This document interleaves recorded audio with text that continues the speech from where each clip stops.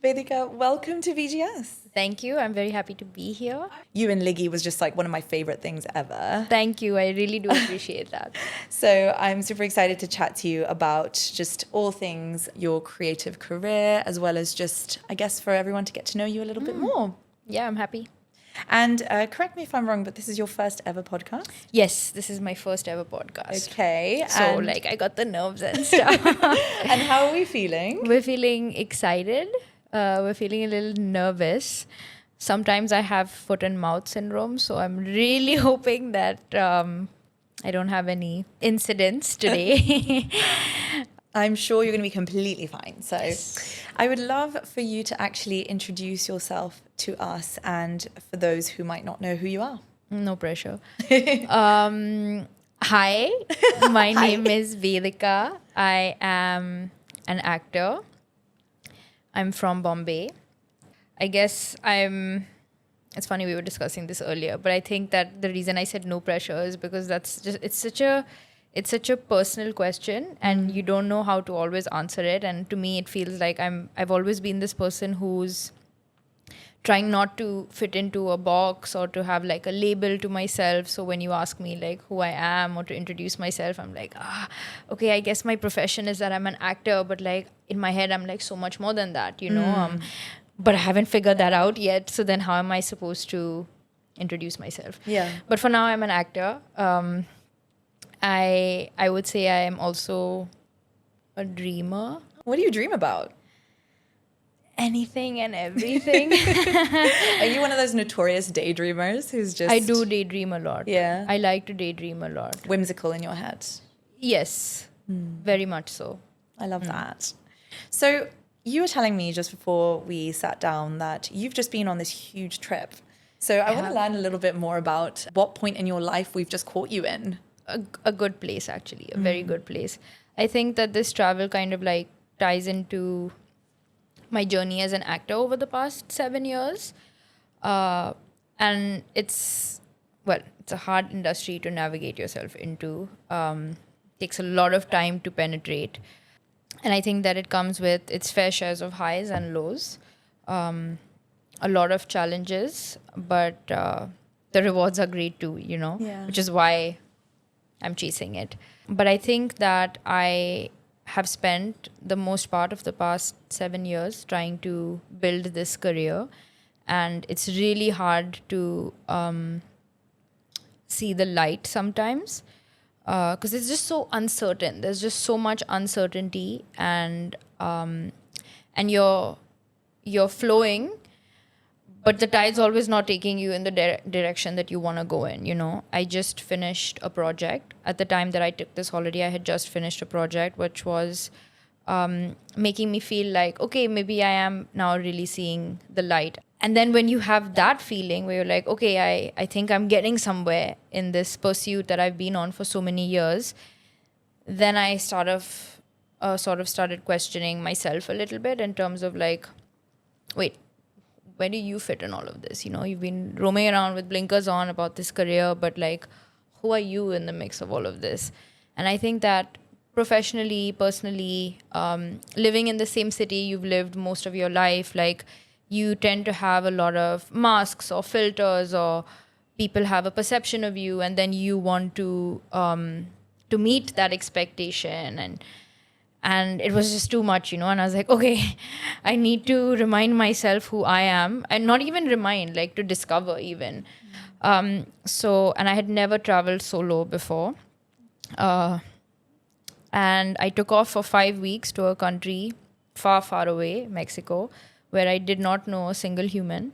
And I had no idea what I was going to do there. And I think I discovered a version of myself that I really did like. So you found me at a time where I'm in a good place and I'm excited personally and professionally. And what did you discover about yourself out there? I think for the most part, we all struggle. I mean, I shouldn't be speaking for anybody else, but like I struggle with, you know, you have your ups and downs and you're like, today I like myself and today I don't. And you're like, you know, you have self-doubts and insecurities. And also this profession kind of like it warrants a lot more of that. And I think that for me, the number one learning from this journey was that the version of myself I am when I feel free is the version of myself that I like the most.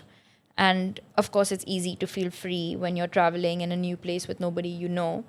But I think that with that and a lot of journaling comes a sense of realizing that the state of feeling free, it's very much a personal choice that I have to make. So when you talk about freedom, are you talking about freedom from the expectations of others? Are you talking about freedom within your own mind? Are you talking about physical freedom of not being in the city you live in? Like what? I think it's definitely freedom of my mind and also freedom of expectations. But I think that most of those expectations are like I can only let someone have an expectation of me. Like they're not going to have that unless I allow them to. So I think it's just like realizing that and being like, okay, these are my boundaries and this is what I need, which is really hard to, like when you're in one place for a long time and your world is kind of just that world, it just becomes very routine and very organized and you're not thinking, you're just kind of like existing and stuff. And I think that, so you need to snap out of it to snap back in and be like, okay, so these are the little reforms I want to make, you know? Yeah. Were there any moments when you were out on your travels where you really didn't like yourself and you had to really go deep into your biggest insecurities and face them? You know what's funny is that I did have moments where I had to dig deep into an insecurity, but I think the perspective, or rather my intention when I set out on this trip was to step outside my comfort zone and then kind of like learn to thrive in that. So it never felt like I didn't like myself. It was more conversational. I think the same kind of situation over here, if I was feeling insecure, I'd be like, ugh, you know, ugh. But over there was more like, okay, how do I get to the bottom of this? You know, how do I... And I'm not saying that that's not possible here. I hope to, you know, bring that into my life over here and continue like that. It's just that I needed a little push. And I think that stepping outside was that push. Yeah, sometimes you need to shake things up a little bit because if you're in the same place for such a long period of time, you can fall into old patterns. Absolutely. You know? And you're not really thinking, you're just kind of being and you're just like falling into like habits. I find that so interesting because I had a very, very similar experience literally just now before India. I was in Bali for a few weeks and very, very similar to you. Kind of went there with like this eat, pray, love kind of intention of, oh, I'm going to find myself and have the best time. And I did. But I was talking to a friend who also has spent some time there. And I messaged her saying, why do I feel like shit like some days? And she was like, because this is a place that is actually going to force you to face the things that you may have been putting off or like may have sort of just been accepting about yourself. For me, back in London, for you, maybe here in Mumbai. Yeah. And I had days where I just hated it. I was like, this is not fun. I'm in this beautiful place. Why am I so ungrateful? Why am I like not enjoying myself? But then actually on my flight here, when I was leaving that place, I felt such a sense of calm because I felt like I had just gone through this roller coaster ride of like loving it and then like really not liking myself and then being like, no, but I'm so grateful. I love it. And then I just left that being like, wow, I feel light. Yeah, I feel you. Yeah. I really do feel you. Yeah. And I'm so glad that at this point in our lives, we were privileged enough to have that experience for ourselves because not many people can have that. No, of course not. And I think those moments of gratitude for me personally, I don't know if you relate to this, but they were so profound. Like I feel like the moments where I got emotional was purely out of gratitude. Absolutely. Yeah. I feel that completely. I think that there were so many moments for me also where, you know, you're just so grateful that you get to experience and you get to discover like this. Yeah. Also, my parents have always been really protective. And I would say sometimes they fall to the anxious side of protectiveness. Yeah. And so perhaps the reason that solo travel hadn't crossed my mind before, it was because, you know, with these guys, it's like impossible. I can be an adult and I can be independent, but, you know, I'm going to be their child forever. Always their baby. And and you got to ask them, like, hey, can I do this? Or, hey, I'm doing this. And depending on their reaction, you actually do it or not. And my mom was like, and I was all expecting like a shit show in the house and my parents freaking out, maybe a little emotional blackmail here and there. I don't know, just like parent things. And my mom was just like, I really think you should do this. And I was like, oh, what? And my cousin was sitting there, actually, Sarah, and we were both like in absolute shock at how she had just said, okay, like this is a woman who reminds me every night to turn the pressure pump in my bathroom off. Like if I'm not home, I'll get a message being like, hey, good night, don't forget to turn the pressure pump off, and then she was like, but book your tickets now because in case I change my mind last minute. I mean, that was the first moment of gratitude. And then after that, you're like, I get to do this. I get to experience all of these things. Yeah, there are days that are more difficult, I think, than others. Like you said, that you didn't like yourself. For me, it was in moments where I felt deep insecurity or deep doubt or deep loneliness, you're like, okay, but what's the seed of this? Or, how do I overcome this? Or how do I even make peace with this? How do we become friends? Yeah, I love that. Also, like the joys of being an Indian girl, right? Because I feel like no matter what age you are, that is going to be a thing with parents. Yeah. And it's so endearing and it can be frustrating too. It definitely can. But it's just so nice. It's like, yeah, I mean, I'm saying this here on this couch, but because I've had many moments where I'm frustrated beyond belief, but at the same time, you're like, wow, I'm so cared for. Yeah, I'm like I so wouldn't change loved. that. Yeah, exactly. Yeah. I'm super intrigued now that you've said that, you've kind of had this amazing few weeks and you're back and you've got a project that you've worked on before you left. I would love to know how you may potentially feel differently now that you've been away and been with yourself about possibly that work or the anticipation of that work coming out. I'd love to know if there's been any change or any transformation for you in your creative career. I think I'm on a come down at the moment because I've been like the last 6 months I've been so crazy with the shoot and all the prep for the shoot. I would say 8 months even, and then this travel and now I'm back here and I don't have any work happening at the moment, no project signed, so nothing is really immersive. And the last few months have been so immersive. So I think that, I'm kind of seeking that like all-encompassing kind of feeling or situation, which I don't have currently, which I have to make peace with because life is not full of those moments. There will be times like this where you wait or you prepare for something or you just have to learn to be. So I think that I'm handling that much better than I would have previously. Yeah, and I think that it's like what you said, I think that I had the tendency to be quite all over the place and allow myself to feel stretched or be a bit ditzy and whimsical or, impulsive. And I think that what I did find on, not just on the travel, but also throughout the shoot that I just did, because it was the most intense shoot, I would say. It was many months, a lot of prep. The nature of the shoot was also quite intense. So I think that with all of these experiences, what I found was a little more grounding, and that's liberating. To feel a little. That's not to say that I won't have moments where I'm still ditzy or whimsical, impulsive, spontaneous, but these are nice words too, right? Yeah, and we love that. Yeah, we love that. It'd be so boring if we didn't do that. Exactly. But I think that the overarching sense of it has to be a little like you have to feel grounded as a human. So I'm feeling that. So I haven't experienced anything in my creative career yet, the changes. That's because I haven't been working currently.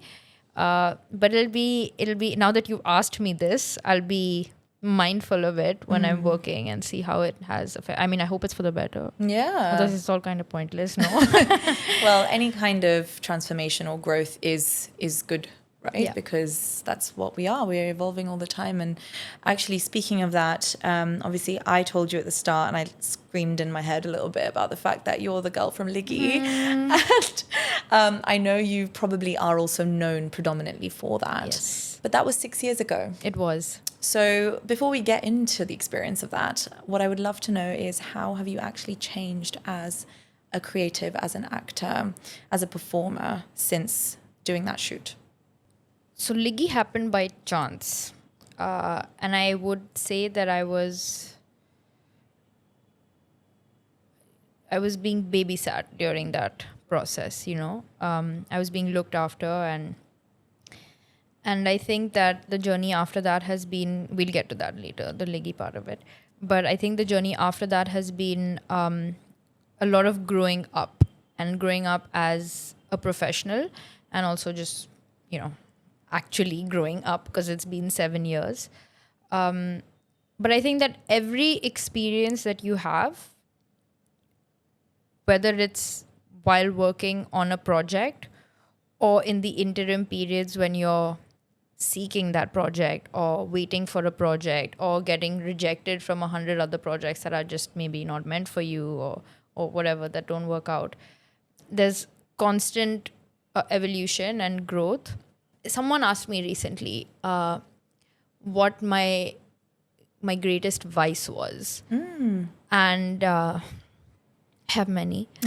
But Can all be shared on air? maybe not. Maybe not. The one that really stands out to me is like feeling. I'm addicted to feeling, I think.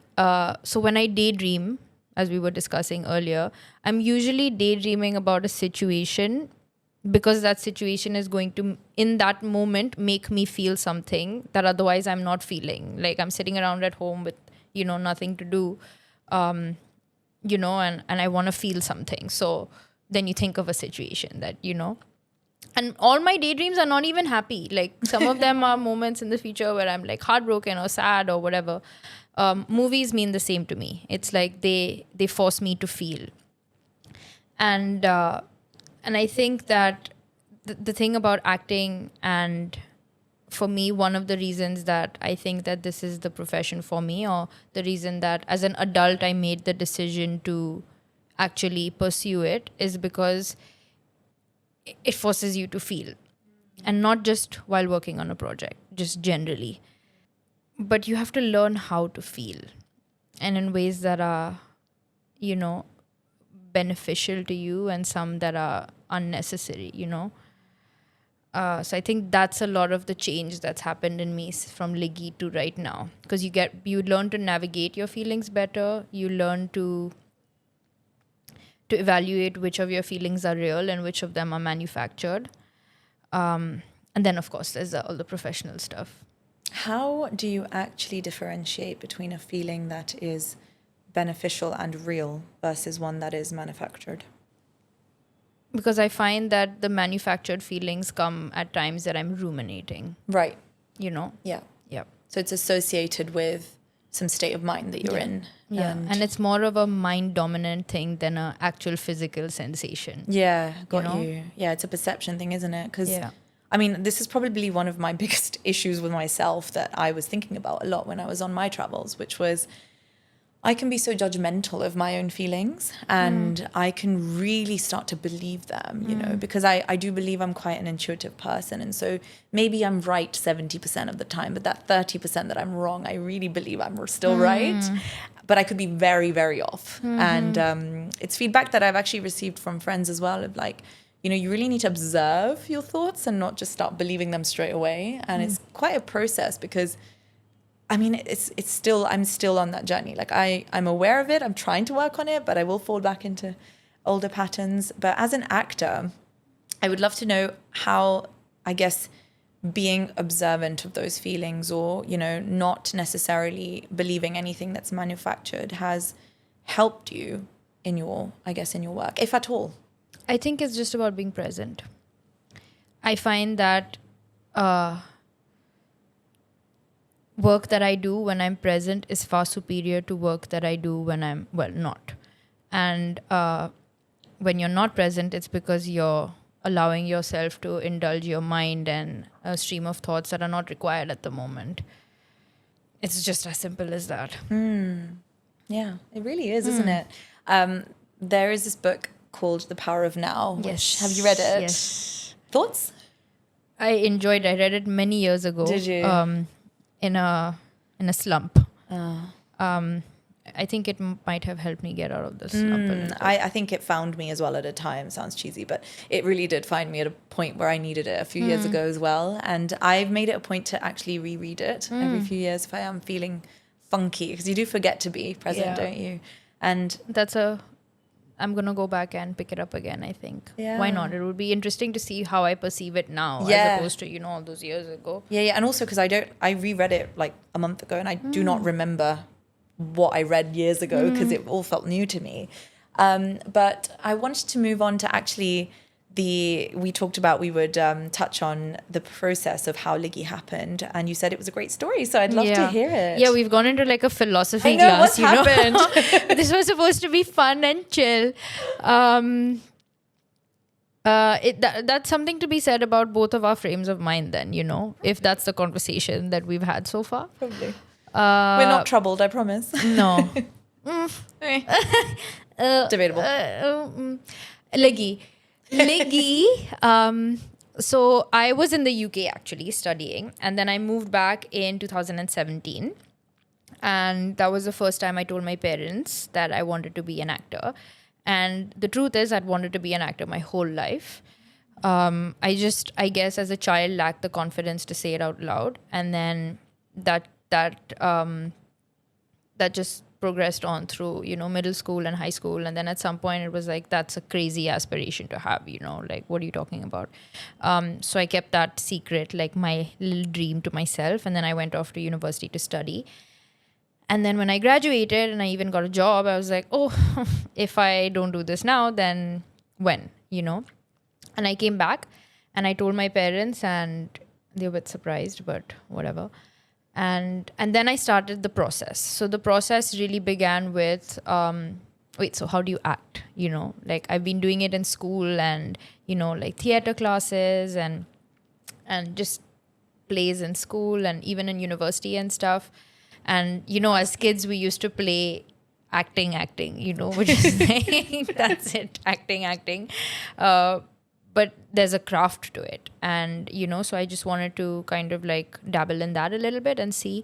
So I did a bunch of workshops, and I was also, because dance is like an integral part of our film industry. So then I started doing dance lessons and Hindi lessons because, I spent 4 years not speaking the language at all. And in Bombay, as you would have noticed, like most people speak English too. Like I went to an English school, my friends and I spoke in English, we spoke English at home, and you're like, 1 second. Missing something. Why is this seeming so much harder? And so all of that was happening, and then audition started, and then the first rejection happens, and then the fifth one happens, and you're like, oh, this is not fun. Like, this is not fun. And in the midst of all of this, one day I get a call from a very dear friend of mine, who's a brother to me, Sakshi. And he's like, hey, I need you to reach Bandra in 15 minutes. And I'm like, no, I can't. And he's like, no. You need to get into the car right now and reach Bandra. Don't ask me any questions. So I did as my elder brother said. And I got into the car. And I reached this office, and there was a couple sitting over there, Daria and Dheer and Pranit and Sakshi. They are, Jugaad Productions, the ones who produced Liggi, and they're sitting in front of me, and I have no idea why I'm here. And actually, I had crashed Daria and Dheer's wedding a month prior to this. I guess I was invited. I was my boyfriend at the time's +1. So I had met them, and I'm like, oh, what am I doing in front of these people? And they were like, okay. And Daria just looks at me and she's like, okay, so I'm going to play a song and you're just going to dance to it. And I was like, what's going on here, Sakshi? Like, you didn't mention, I had no idea what was happening. And she was like, yeah, we're making this music video, and Sakshi recommended you for it, so let's do an audition. And I'm having like a low-key panic attack right now because Daria, as cool as she is, she can be quite intimidating also. And she was very strict and very like to the point. And I was like, this is too much pressure. And then there's just 4 people sitting and the music starts playing and I just danced. How And did you dance? I don't even remember. We have videos of this though because they were recording it. And actually now that you mention it would be a nice exercise to go back and watch those. And then that night, and then I left. That was it. And then I left and we had some conversation, obviously. And the next day she called me and she's like, hey, I need you to reach the office at 3 p.m. And then I reached the office at 3 p.m. And then there's a crump instructor and all kinds of, professionals who are there to teach me different things. And she's like, yeah, so we're shooting this music video next week. And I'm like, one second, what's going on? Like, what's happening? And I had an agency that represented me at the time and they were like, what are you doing? Because, you have to keep them posted. And I was like, I don't know what I'm doing. And my mom was like, what are you doing? And I was like, I don't know what I'm doing. And I show up to set and I still don't know what I'm doing. And we finished the shoot and I still didn't know what we were doing. And that's what I meant when I said like I was being babysat that whole process. And then I saw Liggi and I was like, Makes sense. that's what we're doing. So it makes sense that it didn't make sense. So, as someone who watched the video many, many times, there are many scenes that it kind of cuts into where you're basically just doing like wild things. Like Yes. you're kind of like, you're the bride, you're just dancing around, you've just gotten married, your husband's just sleeping there, and you're just doing pretty much anything. And I found it very intriguing. As someone who I guess is very interested in the behind the scenes of things, it is wild to me that you actually don't know how that was going to come together, because I you had were no basically idea. doing scene after scene and you were just doing like a random thing and then a different random thing and then a different random thing, and that all But came that's together. exactly what it was, a different random thing. Because how do you explain to somebody if you had to describe that music video, like how it's just random thing after random thing. Yeah. So But it comes together really nicely. Like I would not have believed that, you didn't really know how it was going to come together, because to me it felt like it was so random but so like curated random. Do you know what I mean? Like, yes, and but that's the director's vision. exactly. That's you know? such a testament to Dara, right? Because- Absolutely. That video was all her, Yeah. it was her vision, and I was just there as like a as a collaborator who kind of like helped, because she had the vision and she would tell me, and we never had a single conversation about what the whole music video was going to look like. It was very, okay, in this moment we're doing this, or in this moment how can we make this specific moment as cool or as quirky as it can possibly be. And that's what we were doing. But I had an incredible first experience because I had a director that had this crystal clear vision who managed to bring it to light. And I have also now, in the past few years, worked with directors who have that also. And that to me it's crucial. Like the director's vision that's what's going to make it, Yeah. Yeah. Yeah, they can almost visualize and predict how it will come together, which I feel like is it's either such an incredible talent that they've built, or it's a gift It's that they've magic. come with. Yeah. How much creative freedom did you have whilst filming those individual scenes? Liggi? Yeah. Yeah, she just told me to go crazy. So, and there were moments where, actually there are moments in that music video that weren't being filmed. Like in the sense, I would just be sitting around. There's one specific one where I'm kind of like hitting like there's some garlands. I was actually just sitting on set bored waiting for the shot to be set up, and they quietly filmed that and then it made it to the music video. There are many moments like that where something spontaneous happens or something random happens and the camera's just on, or we have a moment that we find hilarious and then we recreate it because it happened off camera and you're like, oh sick, that could definitely make it into the music video. So I would say I had creative freedom, although I didn't know I had creative freedom, like You were just existing. I was existing. Yeah. My favorite bit, I'm going to tell you this unsolicited, but my favorite bit in the video is when you basically like unravel your outfit and then you Yeah. just do like pretend to be shy and then you just walk away. Yeah. I've like that's stuck with me so much because I've watched it so many times and I'm like, actually, she's actually a really great actress.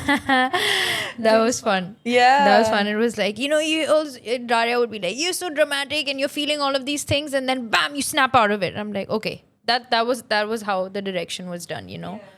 And I loved that. It was like chaos, but still intentional chaos. I love chaos. We can tell you love chaos. I love chaos. I was on another shoot a couple of years ago in the mountains up north in India, Himachal Pradesh. Beautiful place. You must visit. I would love to. And we were shooting and it was cold and raining, and it was almost like a guerrilla shoot in the middle of the stream, and it was absolute chaos. And my director just happened, and he's stressed obviously, and he looks at me and he's like, why are you smiling? I'm like, I guess the chaos makes me feel alive, It's allowing me to feel peaceful on the inside. Wow. We love a bit of chaos. Do you feel like that moment, that shoot, that music video in some ways changed your life? I was in Lakshadweep Islands when that music video released, and there's no network connection over there. So I didn't have Instagram, I didn't have Facebook, I didn't even have like network to have like a telephone or an SMS exchange with anyone. I gave my best friend my login details and I told her to, because we had to share it and post it. So she was handling all of that for me. And when I got back, I got stopped at the airport and someone asked me to take a picture with them. And I was like, wait, what? You got the wrong person. And they're like, no, we saw your music video and stuff. And I was like, what? And then Instagram, I opened Instagram and it was like crazy, and I had all these hundreds of messages and from random people, because social media makes you so accessible. Like you can connect with anyone. It's a quite different thing whether someone's going to read your message. I've cold DM'd like so many people in my life, casting directors from different part of the world. A lot of them don't see it. Some people do, but it just, you have the means to communicate with someone, and I was frantically looking through all of it because I was so overwhelmed with all the love and appreciation. And I think for me, the coolest thing was that people really enjoyed it. And I was like, damn, I've made so many people so happy. And there were so many women I remember who like commented on the YouTube link saying that, oh my God, this is so relatable. And oh my God, this is what I was like in my head the night I got married. And that felt incredible, So I wouldn't say my life changed. It was the beginning of this journey. But it did come with a lot of happiness, although it did open a lot of doors for me, obviously. Like after that, like when I went to a casting office, I had this to show them, almost like a reel, and be like, oh, I've done this work. And anyone who'd seen it was like, okay, we'll take an audition from you. Or, it just gives you a little more standing.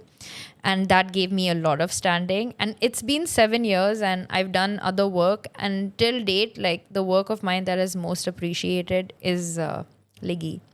Because you have done a couple of films since then. Yes. So what was the experience of going from filming a music video to then filming entire movies? Like, did you feel like that is what your calling was? Or are you still figuring that out? Or do you think all of it is?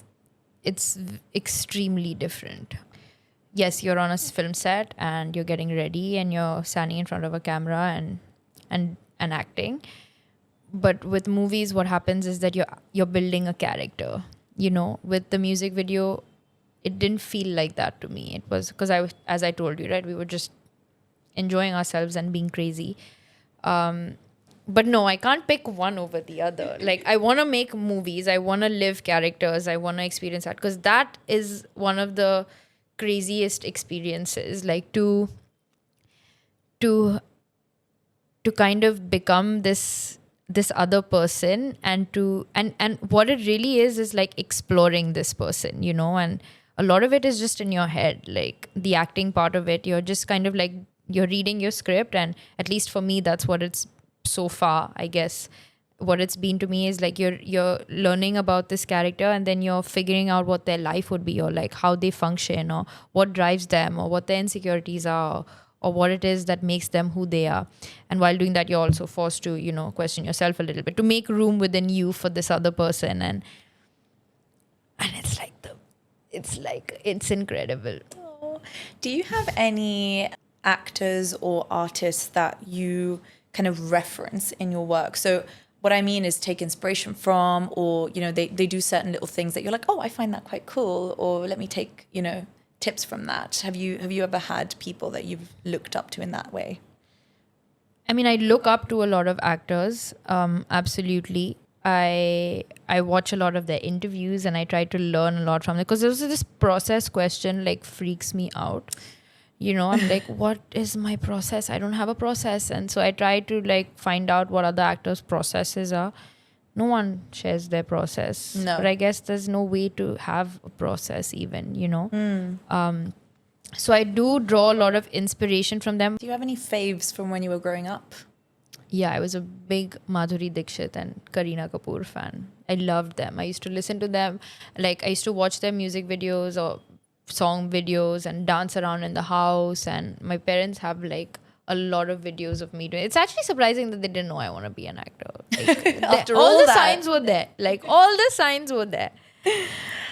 Vedika, I want to talk about your brand and identity perception, because obviously we've talked about this music video like making you kind of internationally known as well. I mean, I guess that's why I'm here. That's such a big deal for me. No, it was bound to happen. Yeah. I think that was just an excuse. I would have found you somehow. No. Yeah. But I was going to say, my perception of you is that you are super relatable and you give off this very chill vibe, which I'm actually seeing a lot in the kind of emerging actors that we're seeing in India. And I feel like that is what people are relating to more as viewers. It's not necessarily putting someone on this pedestal and being like, oh my God, I'm revering this person. It's actually about, oh, she's just like me. And, you know, I would love to watch her more because of that reason.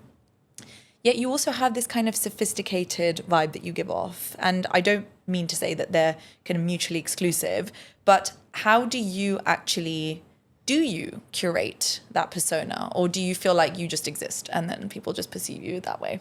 It is crazy to me that you just called me sophisticated. I'm not being able. I think you dress sophisticated and you are sophisticated. Yeah, when I have to go to an event and there's a stylist who's dressing me, maybe. So it's basically not intentional. It's based on who's styling you or just the perception. I suppose so.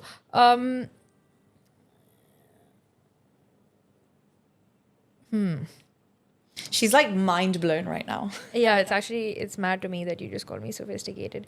But no, I think that this authenticity thing is perhaps, I mean, I can't speak for anyone else, but I really do, I put a lot of weight on that. Like, I never want to not be authentic.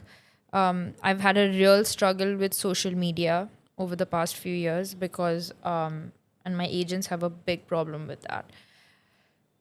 Because I don't want to put out content that doesn't feel authentic. And at the same time, it's so hard to kind of like reveal yourself on social media because it's like, how do I express who I am on this platform? But I think that's just it. Like, I just want to be true. And if that means that makes me relatable to someone else, then that's incredible. Sounds like you'd rather let it flow and be. Yeah. And accept that, you know, this is who I am right now. That might change down the line, but I'll try not to constantly put up a facade because that's exhausting as well. It is. It's really tiring. Yeah. It's really, that's what we were discussing earlier, right? When I said I needed to travel and stuff. And also, you're acting for camera. I don't want to be acting in real life also. Love that. Yeah. Amen to that. Vedika, I wish we could talk for longer, but we are running out of time. 2 more questions. What do you have coming up this year? So I just finished a 2-part film with one of my dream directors. His name is Anurag Kashyap. Wow. And it's an incredible film, I think. I watched it recently, like an early edit of it, and I knew it was like I waited 2 years for this project, in the sense from the time I got the script to when we actually went on the floors was almost 2.5 years, and it was worth the wait because I had this incredible character to play and to be a part of this incredible story and this man's incredible vision. I'm just harping my own, whatever. But it feels very refreshing to be a part of something that you so like. When I watched the movie, I was just so glad to be a part of it, and that's an exciting feeling. So that's what's coming out soon. Is there a genre that you can share that it's related to? I don't think I can put it into a single box. Okay. Yeah, and I think that's what makes it cool. Right. So watch this space, I guess. Yes. And the last question that I ask all my guests, Vedika, is what do you have strong game in? Strong game? I don't know. Strong game.